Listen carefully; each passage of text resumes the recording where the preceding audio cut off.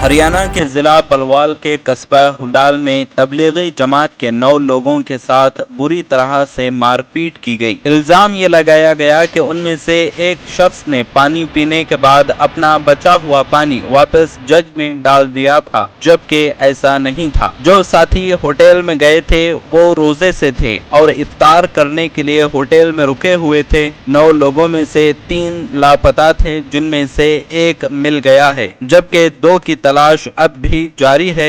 वहीं ज्यादा जख्मी हजरात को हॉस्पिटल में एडमिट कराया गया है और पुलिस को जानकारी देकर मामला दर्ज कराया जा चुका है।